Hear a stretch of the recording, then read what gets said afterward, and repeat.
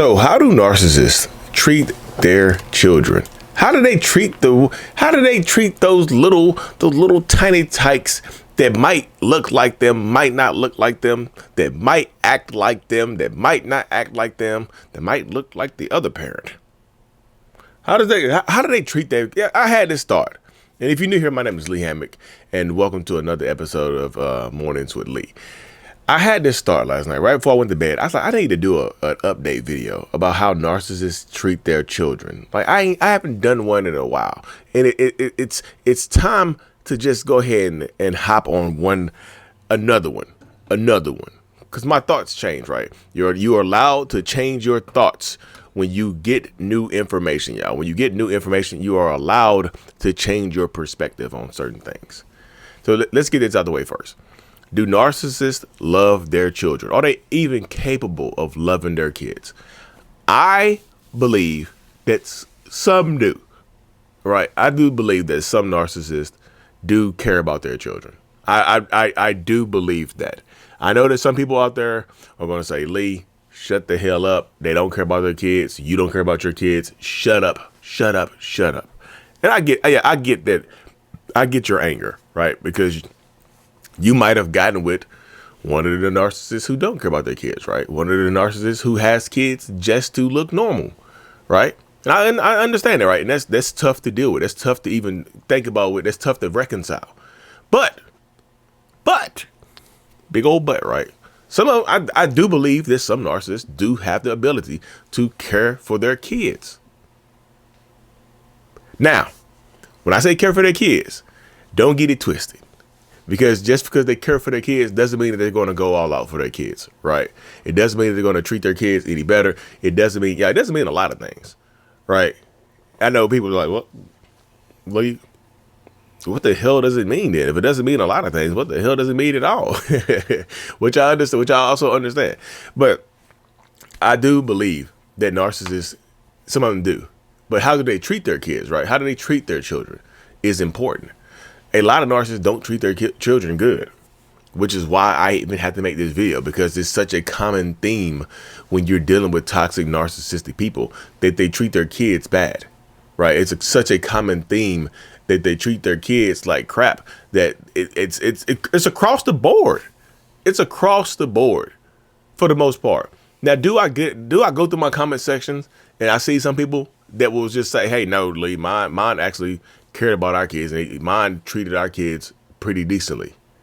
Yeah, I see that sometimes, right? But they treat the other partner, their ex, or their current partner, their husband or wife, they treat them like crap. They really do.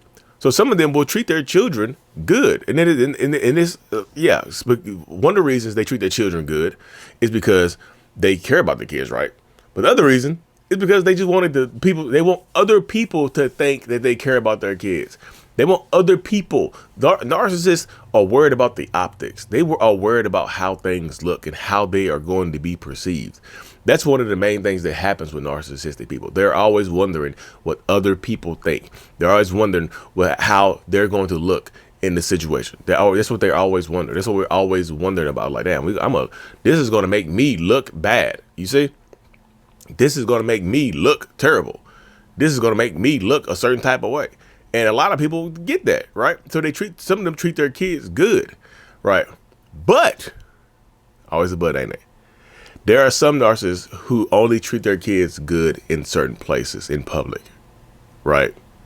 They only treat their kids good in public because they're worried about how it's going to look to other people. They're worried about how it's going to be perceived from other people. How they're treating their kids.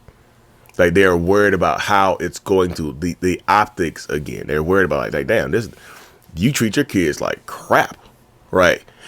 And people will judge them for treating their kids like crap. People will actually judge them for that, right? So they treat their kids good in public. They act like loving, doting parents in public.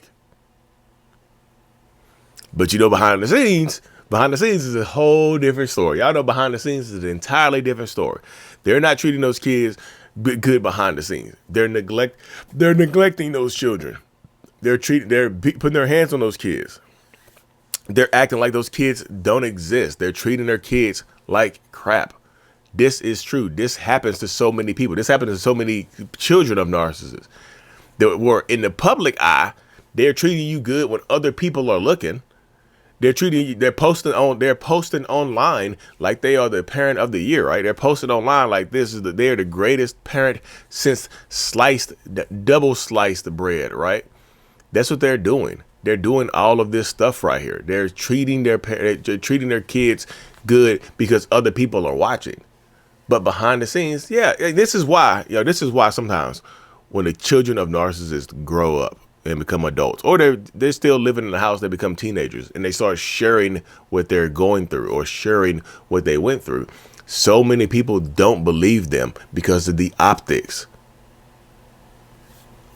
It's true. So many people don't believe the children survivors of narcissistic abuse because of the optics. The optics look good.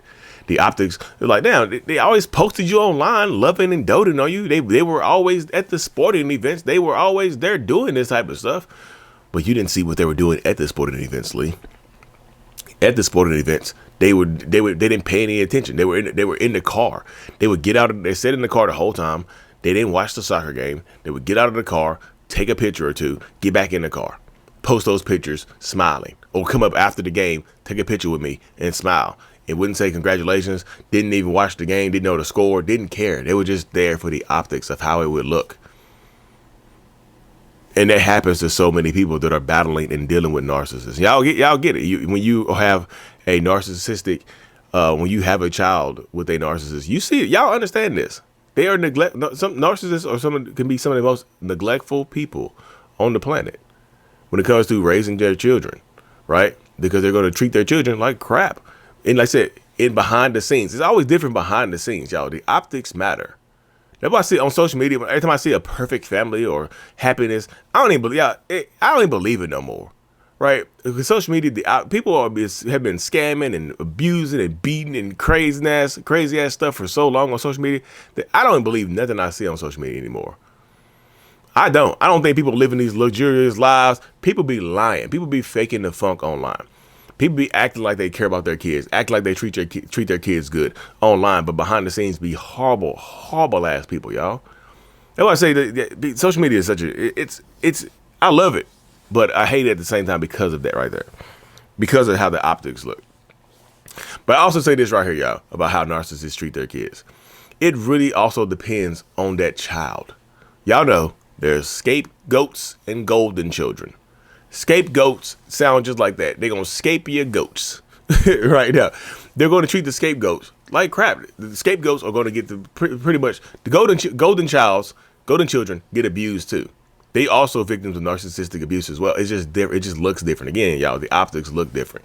The scapegoat child is going to get the brunt of just I'm just saying like this, the most obvious abuse. They're going to look like they're getting neglected. They're going to look like the narcissist is going to treat that scapegoat child like they don't matter, like everything that they do is irrelevant, like they can't do because it pretty much works like this.